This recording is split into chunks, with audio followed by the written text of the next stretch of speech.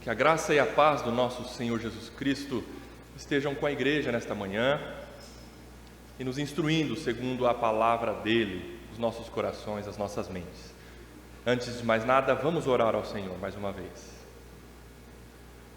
Pai, pedimos a Ti por entendimento, por misericórdia da Tua parte, por luz do Teu Espírito Santo, para nós compreendermos a Tua palavra, Senhor. Que a Tua igreja saia daqui edificada e que pessoas ainda que não creem em Jesus Cristo como seu único Senhor e Salvador, saiam daqui crendo, confessando Jesus Cristo, se entregando a Ele, pelo poder do Teu Espírito Santo agindo nesta manhã, através da pregação do Evangelho. Assim oramos, com uma santa expectativa e com temor no coração, no nome de Jesus. Amém. Amém. Como você irá morrer? Você já pensou nisso? Eu digo a você que essa pregação, por ser sequencial, ela não foi feita em virtude do último acontecimento trágico, o falecimento na sexta-feira. Mas toda hora, todo momento tem pessoas morrendo. Por isso um assunto como esse, na sequência da exposição do capítulo 8 de João, há de nos fazer pensar como nós estamos vivendo, para nós entendermos como vamos morrer. Como você irá morrer? Você já pensou nisso? João capítulo 8, versículo 21 até o 30. Vamos ler esse trecho do capítulo 8, na sequência. Diz assim a Escritura Sagrada: De outra feita lhes falou, dizendo: Vou retirar-me, vós me procurareis, mas perecereis no vosso pecado. Para onde eu vou, vós não podeis ir. Então diziam os judeus: Terá ele acaso a intenção de suicidar-se? Porque diz: Para onde eu vou, vós não podeis ir. E prosseguiu: Vós sois cá de baixo, eu sou lá de cima. Vós sois deste mundo, eu deste mundo não sou. Por isso eu vos disse que morrereis nos vossos pecados. Porque se não crerdes que eu sou, morrereis nos vossos pecados. Então lhe perguntaram: Quem és tu? Respondeu-lhes Jesus: Que é que desde o princípio vos tenho dito? Muitas coisas tenho para dizer a vosso respeito e vos julgar, porém aquele que me enviou é verdadeiro, de modo que as coisas que dele tenho ouvido, essas digo ao mundo. Eles, porém, não atinaram que lhes falava do Pai. Disse-lhes, pois, Jesus: Quando levantardes o Filho do Homem, então sabereis que eu sou, e que nada faço por mim mesmo, mas falo como o Pai me ensinou. E aquele que me enviou está comigo, não me deixou só, porque eu faço sempre o que lhe agrada. Ditas estas coisas, muitos creram nele. Nós vimos na última exposição uma das maiores afirmações já pronunciadas por um ser humano aqui nesta terra. Afirmação esta dita pelo nosso Senhor Jesus Cristo, verdadeiro homem, verdadeiro Deus. Versículo 12 do capítulo 8 que nós estamos, diz assim, Jesus declarando: Eu sou a luz do mundo. Quem me segue não andará nas trevas, pelo contrário, terá a luz da vida. Contudo, o efeito daquela autorrevelação de Jesus sobre a vida dos judeus ouvintes ali naquele momento foi o de fazê-los arguir Jesus, interrogar Jesus, confrontar Jesus, tentar apanhá-lo em seus argumentos, como que buscando pegar Jesus no contrapé, alegando que Jesus estava faltando com a verdade.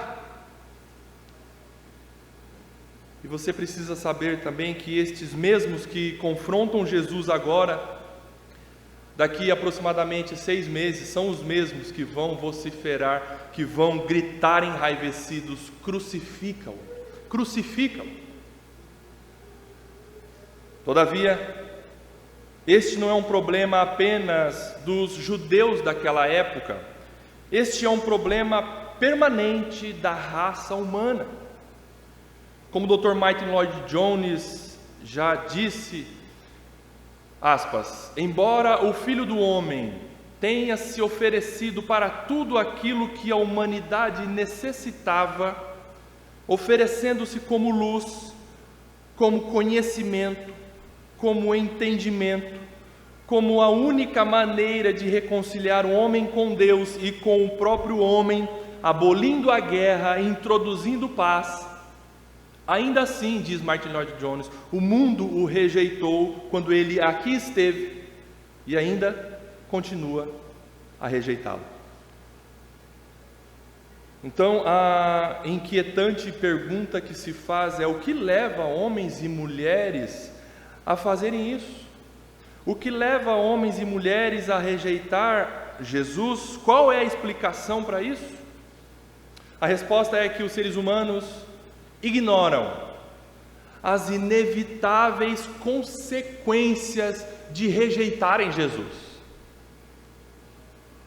Os seres humanos ignoram as consequências que acontecerão pelo fato de rejeitarem Jesus. Esta é a questão com a qual o nosso Senhor lida aqui neste trecho que nós vamos estudar, porque aqui ele está se referindo às consequências desta rejeição, desta recusa em crer nele, e estas consequências influenciam a maneira como o homem morre. E esse assunto é desesperadamente sério para nós que estamos vivos.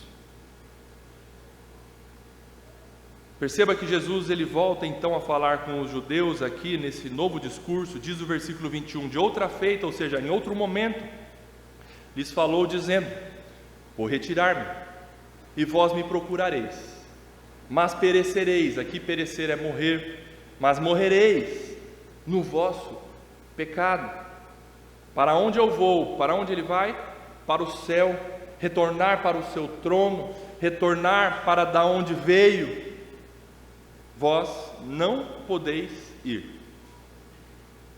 Nesta afirmação inicial do nosso Senhor, você nota que sem Jesus o ser humano perece em seus pecados, está caminhando teimosamente para um estado de morte eterna, para um lugar real, onde os condenados não poderão desfrutar da presença eterna do Senhor. Mas os homens não percebem isso. Por quê? Porque não pensam em qual estado irão morrer. O que acontecerá comigo se eu morrer assim como eu estou? Mas pensar, o que é pensar? Pensar numa outra área na qual nós vemos os efeitos devastadores da queda, do pecado sobre a humanidade, senão em sua mente, em seus pensamentos, quanto à compreensão de seu estado de total perecimento a caminho da morte eterna, a caminho do inferno. Pensar. Mas ao contrário, para o mundo hoje, ser religioso, ser piedoso, ser alguém como devoto, crente, é não pensar. Mas ao contrário, todavia, o oposto disso, o Senhor revela aqui que é exatamente a ausência absoluta em pensar que faz as pessoas rejeitarem o Filho de Deus, e especificamente quando Ele diz para elas: eu sou a luz do mundo. As pessoas, elas estão por aí, fazendo tantas coisas, quem sabe num domingo de manhã, como este, mas você está aqui refletindo sobre como você irá morrer. Esta é uma indagação que todo ser humano deveria fazer e deveria enfrentar. Por quê?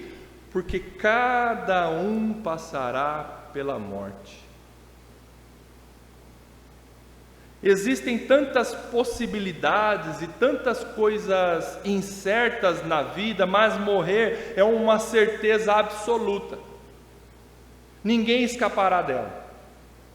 Algumas pessoas terão muito conhecimento secular, outras não, Algumas pessoas em vida terão uma excelente saúde, outras nem tanto. Algumas pessoas terão muitos bens, muito dinheiro, muita propriedade, outras não. Todavia, algo é inescapável a todas as pessoas: todos vamos morrer. Alguém já disse que a morte é o sinal de igualdade na equação da vida. Vem para o rico, vem para o pobre. Vem para o letrado, vem para o doutor, vem para o analfabeto. Vem para velhos, vem para jovens, vem para crianças, vem para todos. Homens e mulheres, todos, absolutamente todos, vão passar pela morte. E eu digo a você que isto não pode ser evitado, não pode ser burlado.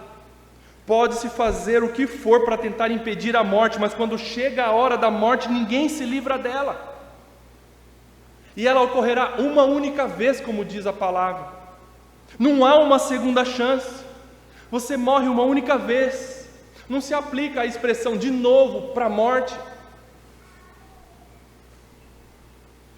E encarar esta verdade nos faz refletir sobre a pergunta: qual será o estado da minha alma em que eu vou enfrentar a morte?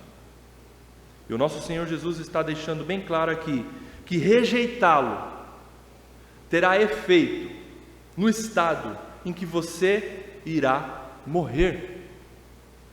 Mas muitos estão reagindo com indiferença à declaração do Senhor. Ele disse: vou retirar-me e vós me procurareis, mas morrereis no vosso pecado. Para onde eu vou, vós não podeis ir. Muitos têm a vida como que um caminho interminável, ou com o seu ponto final que não se pode enxergar, ou muitos têm a vida como que analisando externamente as peças de um jogo de xadrez, como num observatório da vida. Mas as pessoas não se dão conta que as pessoas, elas mesmas, são as peças desse jogo de xadrez. Só atinarão para isso quando a morte estiver diante de si. Enquanto isso, vamos vivendo.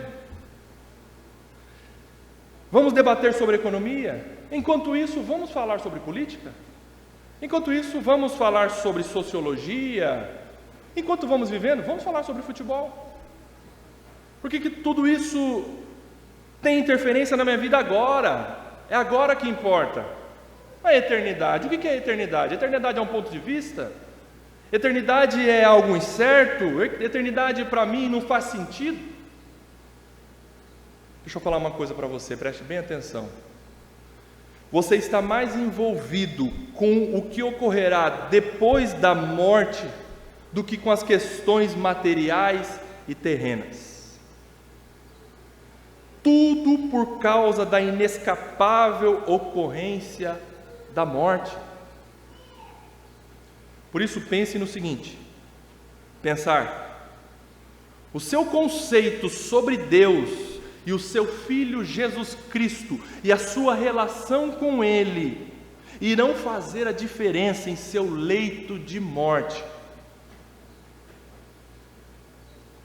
E esta reflexão nos encaminha a uma afirmação: há somente dois estados da alma com os quais há de se enfrentar a morte, e não tem a ver com o modo físico da morte, ou seja, se alguém vai morrer com uma doença, ou se alguém vai morrer por bala perdida, ou se alguém vai morrer por acidente, como tragicamente aconteceu na sexta-feira com a cantora Marília Mendonça. Não é o modo físico que nós estamos nos referindo.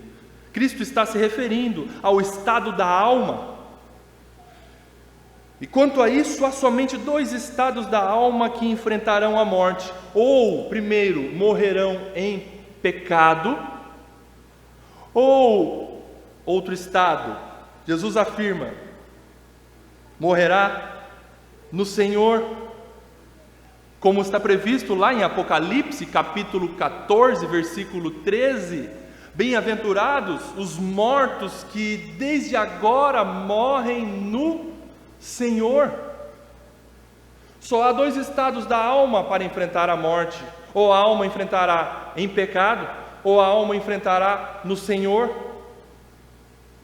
Duas pessoas podem morrer exatamente do mesmo modo fisicamente, por exemplo, por câncer, mas pode ser que uma morrerá em seus pecados e a outra morrerá no Senhor, e isto fará toda a diferença. Aqui, igreja, está a única coisa que importa para você e para mim: qual é o estado da sua alma que você irá enfrentar a morte. E Jesus alerta: vós me procurareis, vós me procurareis. Aqui Jesus revela a fração de segundo logo após a morte do descrente que morreu em seus pecados. E ele ali naquele momento, do lado de lá da morte, ele tem a exata noção de sua tolice, de sua estupidez contra Deus, e de que passará a eternidade exatamente assim, morto em seus delitos e seus pecados e suas misérias, sem Deus, sem nenhuma chance de voltar atrás e rever as suas atitudes contra Deus. Ele gritará, mas ninguém poderá ajudá-lo.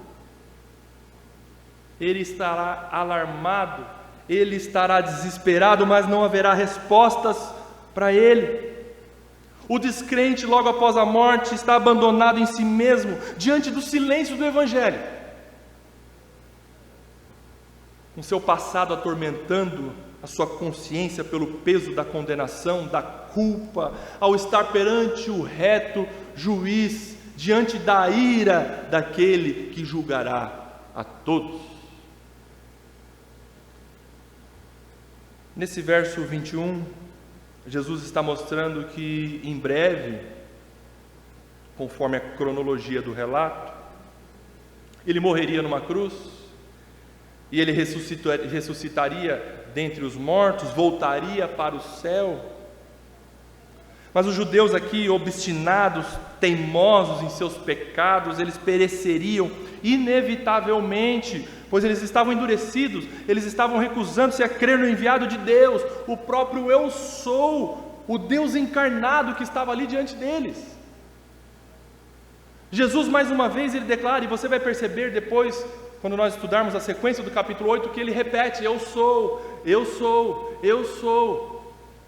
Os judeus entendiam muito bem isso que Jesus estava dizendo. Jesus se referia ao Deus do Antigo Testamento, e ele estava dizendo: eu sou o Deus do Antigo Testamento, judeus que vocês acreditam, que vocês se apoiam na lei. O eu sou eu.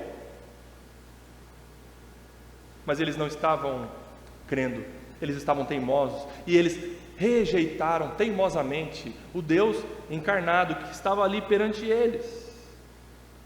Tanto que eles comentam aqui em tom de deboche no versículo 22, então diziam os judeus: terá ele acaso a intenção de suicidar-se? Porque diz: para onde eu vou, vós não podeis ir. Os judeus, ao ouvirem que Jesus iria se retirar, eles chegam ao extremo de debochar, afirmando que Jesus se retiraria para cometer um suicídio. Mas Jesus aqui corrige esta maneira de pensar equivocada e absurda dos judeus. E Jesus mostra que a diferença entre os judeus e todos os seres humanos de um modo geral e Jesus é uma diferença de origem. Versículo 23, e prosseguiu: vós sois cá de baixo. Judeus, seres humanos, indistintamente, são de baixo, são da terra, são criaturas. Eu sou lá de cima, vós sois deste mundo, eu não sou deste mundo. O meu reino é celestial, a minha realidade é outra, eu sou divino, eu sou Deus, eu sou eterno, a minha existência não teve início e não tem fim. Eu sou Deus, eu sou lá de cima, eu vim de Deus e vou voltar para o meu trono. 24, por isso eu vos disse que morrereis nos vossos pecados. Por quê? Porque Jesus aqui apresenta aos judeus a palavra de salvação, porque se não crerdes que eu sou, morrereis nos vossos pecados. O que Jesus está dizendo? Crendo em mim, vocês não vão morrer no pecado de vocês. Todos os seres humanos, o que incluía os judeus ouvintes ali naquele momento, são cá de baixo, são terrenos, são criaturas pecadoras, indignas. Mas Jesus, Ele é lá de cima, Ele é do céu, Ele vem de Deus. Por isso que rejeitar Jesus é recusar a única porta. Rejeitar Jesus é recusar o único caminho para Deus. Rejeitar Jesus é recusar o único que é a verdade. O único que pode nos levar à presença celestial de Deus. O único que pode dar a mim e a você vida eterna. Totalmente nada a ver com esta realidade terrena que você e eu vivemos hoje. O caminho para o paraíso, para a vida com Deus, para a vida eterna é Jesus. Ele é lá de cima, e se você quiser ir lá para cima, para o céu, você precisa de Jesus. Mas não para desfrutar do céu, viu, o paraíso. Nós como crentes não anelamos o céu, o paraíso, lá para ter rua de ouro, nada disso. Não é por isso que você vai para o céu. Você vai para o céu porque você quer estar na presença do seu Deus. Porque nós aqui não aguentamos mais essa carcaça, mas nós queremos Deus. E se você quer Deus, o único caminho é Jesus, porque Ele é lá de cima e Ele te leva para cima. Vós sois cá de baixo, vocês são deste mundo, eu não sou deste mundo. Logo, não crer que Jesus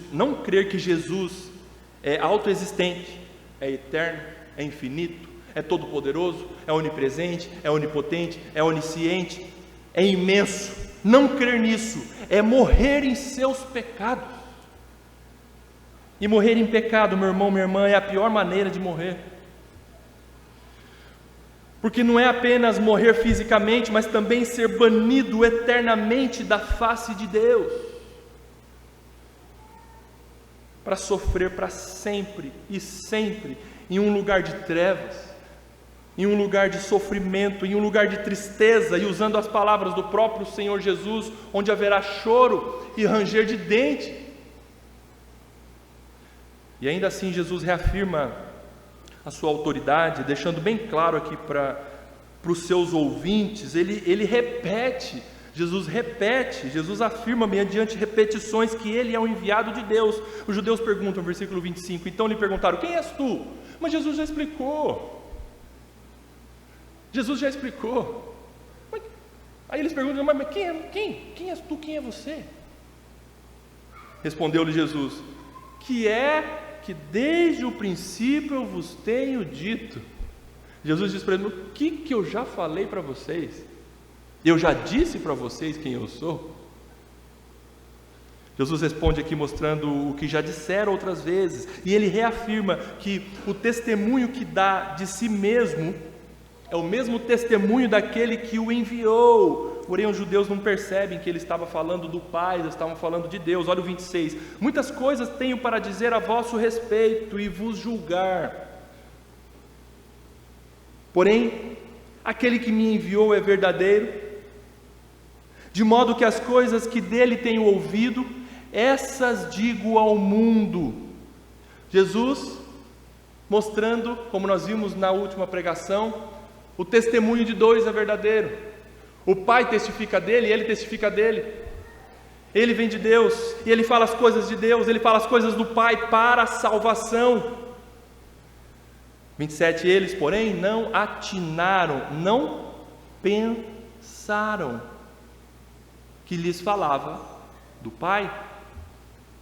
28 e 29, então, Jesus esclarece que quando ele for levantado, ou seja, quando ele for crucificado pelos próprios judeus, inclusive, então eles perceberiam que Jesus é de fato o eu sou, o enviado do Pai, e que os judeus teriam mais uma vez uma oportunidade em vida para crerem em Jesus. Olha o que Jesus diz no 28, disse-lhes pois Jesus, quando levantardes o Filho do Homem, levantardes, aqui Jesus está dizendo que é a crucificação. Quando um criminoso era crucificado, o que acontecia? O madeiro era colocado rente ao chão, o criminoso era colocado sobre o madeiro, era afixado no madeiro, mediante cravos, alguns eram amarrados, e depois as autoridades erguiam o madeiro, a cruz, com o criminoso e colocavam a cruz num buraco no chão. Isso é o significado de levantar. Ninguém era crucificado sim na cruz em pé, com a cruz em pé. Por isso Jesus diz: quando levantardes o Filho do Homem, então sabereis que eu sou, e que nada faço por mim mesmo, mas falo como o Pai me ensinou. Jesus está dizendo que no momento da crucificação, alguns judeus creriam nele. Aleluia, aleluia. Porque Jesus, parece que você está olhando daqui para trás, falando, não, Jesus está condenando todos os judeus, mas não é isso. Jesus está dizendo que ainda apesar da dureza dos corações dos judeus, alguns creriam nele, seriam quebrados e reconheceriam o senhorio de Jesus Cristo como Deus encarnado, e creriam em Jesus, como de fato aconteceu, com não poucos, mas muitos judeus creram em Jesus no momento da crucificação. Mas muitos rejeitaram. Versículo 29, né? E aquele que me enviou está comigo, não me deixou só, porque eu faço sempre o que lhe agrada. Olha que coisa linda aqui. Jesus está mostrando que apesar do momento da crucificação, Deus estaria com ele, o Pai estaria com ele. Jesus está mostrando em outras palavras, o plano é perfeito. Eu vou me entregar, os judeus vão me matar, mas é porque eu vou me entregar. Mas eu não estarei só naquele momento, porque é um plano perfeito do meu Pai comigo e com o Espírito Santo. Ele estará comigo, o Pai não me deixa só. Eu faço o que lhe agrada. Quando eu me entregar na cruz é para agradar o Pai. Perfeição do plano da Trindade para a redenção do seu povo. Ditas estas coisas, muitos creram nele. Meus ouvintes, nesta manhã, o propósito desta exortação aqui não é assustá-los, não é fazer terrorismo com relação à morte, mas é o simples fato de fazer você refletir que você irá morrer. Por isso pense, qual o estado da sua alma quando a morte bater à sua porta? Você gostaria de morrer como você está agora? Você está preparado para a morte agora? Você está no Senhor agora? E morrer no Senhor implica crer verdadeiramente nele e obedecer a Ele em vida. Enquanto há vida, diz a Escritura, há esperança. Quem morre no Senhor, meu amado irmão, minha amada irmã, seu passamento é em paz. Ou seja, o cristão, quando ele morre, ele não é pego de surpresa. O cristão, quando ele morre, ele não é apanhado desprevenido. Oh Senhor, o cristão, quando ele morre, ele tem em seu coração a palavra como prevista pelo profeta Amós, no capítulo 4, versículo 12: prepara-te para encontrares com o teu Deus.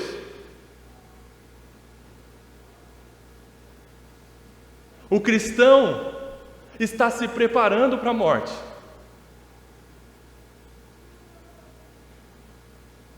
Ele, crendo em Jesus Cristo, tem uma segurança na vida e tem uma certeza na morte, que ele, estando no Senhor, ele estará com o Senhor.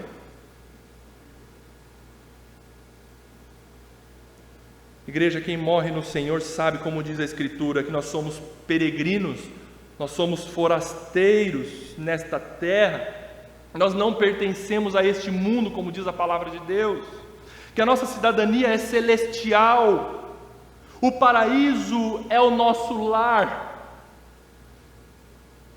Queridos, quem morre no Senhor sabe que a morte não é o fim. Balaão, apesar da astúcia dele, apesar dele ser esperto como vivia, ele percebeu isso ao ver pessoas que morriam crendo em Deus, Ele percebeu que as pessoas que crendo em Deus morriam, crentes em Deus morriam, eles morriam de forma diferente. Tanto é que em Números capítulo 23, versículo 10, Balaão diz assim: que eu morra a morte dos justos, que eu tenha uma morte conforme os justos. É uma morte diferente. E ele continua: e o meu fim seja como o dele. Dele ele se referia a Jacó. A morte para o crente é um passamento em paz, apesar das dores. Muitos mártires da igreja morreram queimados, mas, como John Wesley disse certa vez, como o povo de Deus morre bem, porque morre no Senhor. Apesar da dor, apesar da angústia da morte física, como o povo de Deus morre bem. Eu encerro então pedindo a você que você reflita que há uma enorme diferença entre morrer no Senhor e morrer nos seus pecados. E é simples. Pense: quem morre crendo em Jesus e salvo por Ele, do outro lado da sepultura ele estará salvo. Quem morre em seus pecados, do outro lado da sepultura ele estará condenado. A hora de crer, portanto, em Jesus é do lado de cada sepultura. O momento para crer e se entregar a Jesus Cristo é do lado de cada eternidade. Senão, será tarde demais. A morte, ela não transforma um pecador num santo, num redimido. A ocorrência da morte não salva ninguém. Então, ao morrer no Senhor, este crente em Jesus Cristo, ele sabe que pecou, sim, e ele sabe isto melhor do que qualquer outra pessoa, mas ele não fica alarmado, ele não fica aterrorizado. Por que não? Porque ele sabe que, embora tenha pecado, ele sabe que já passou do julgamento para a vida, porque ele sabe que Deus amou ao mundo de tal maneira que deu o seu Filho, para que todo o que nele crê não pereça, mas tenha a vida eterna. O crente tem isso convicto em seu coração. O crente, o que morre no Senhor, tem em seu coração que, embora os seus pecados sejam como manchas escarlatas, como nós vimos na EBD, vermelhos, rubros, eles se tornam brancos como a neve, por crer no sacrifício de Jesus Cristo na cruz. Aleluia! E agora nós podemos declarar, juntamente com o apóstolo Paulo, todos os crentes podem declarar isso: para mim, o viver é Cristo e o morrer é lucro. E partir e estar com Cristo é incomparavelmente melhor. Não se compara com esta vida que eu e você estamos vivendo aqui, ainda que a gente desfrutemos de bênçãos, de momentos bons que Deus nos proporciona, mas bênçãos que nós desfrutamos aqui na terra são antessala do paraíso. Não se compara. Não se compara, meu irmão. Lá vai ser incomparavelmente melhor para você e para mim, os que cremos. Como nós precisamos rever e relembrar dessas verdades, não é?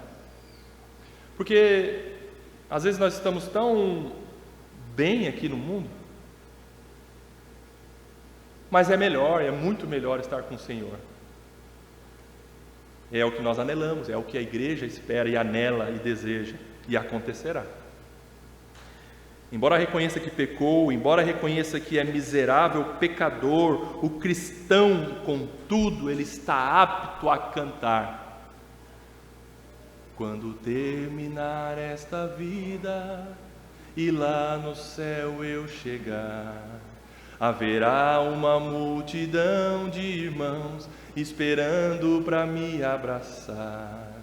E perguntarão a uma voz, voltados para mim: ó, conta-nos como você, irmão, venceu e chegou aqui. E o crente fala: e falarei e cantarei de Jesus que me amou e que por este pecador a si mesmo se entregou. Por quê? Foi graça, graça, superabundante graça. Foi graça, meu irmão. É graça, meu irmão. Morrer no Senhor é incomparavelmente melhor. São dois destinos diametralmente opostos. Não tem comparação.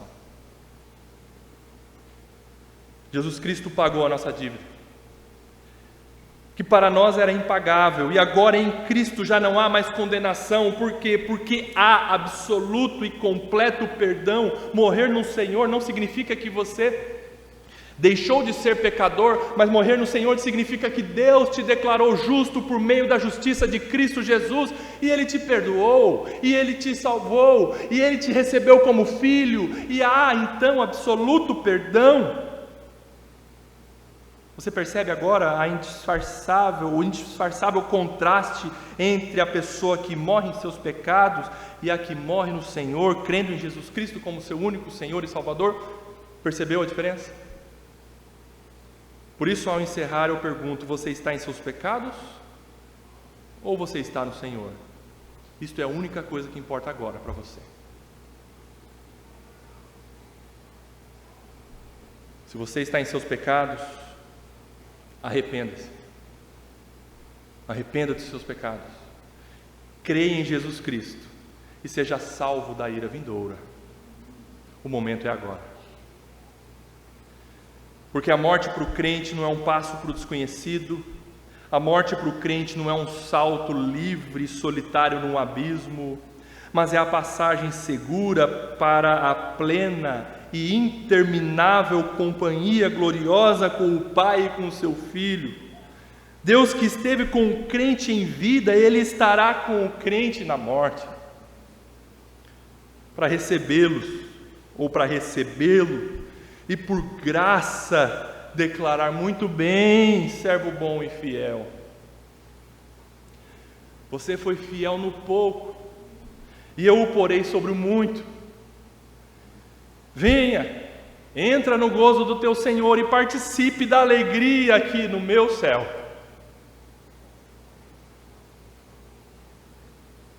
Esta é a realidade para todo aquele que crê em Jesus Cristo. Como disse o compositor britânico cristão Henry Francis Leite, ele disse quase que para morrer, já sem forças, tomado por tuberculose, ele declarou: seguro em tua cruz, diante dos meus olhos a fechar, brilha em meio às trevas e me aponta para os céus. Amanhã raia nos céus e a sombra da terra vã se esvai. Oh, aquele que não muda permanece comigo. Aquele que começou a boa obra na sua e na minha vida, meu irmão, minha irmã, Ele vai completar até o dia de Cristo Jesus, seja na vinda dEle ou seja na sua morte. Ele estará conosco, Ele está conosco e estará conosco quando morrermos. Louvado seja Deus. Jesus Cristo está conosco e Ele permanecerá conosco. E eu encerro então declamando, e eu peço a você que declame comigo o hino que o Lei escolheu. Louvemos ao Senhor, o refrão do hino. Vamos todos juntos? Cristo é a nossa vida, vamos? Cristo é a nossa vida, o motivo do louvor em nosso coração, pois morreu a nossa morte para vivermos sua vida, nos trouxe grande salvação. Louvado seja Deus. No nome de Jesus. Amém.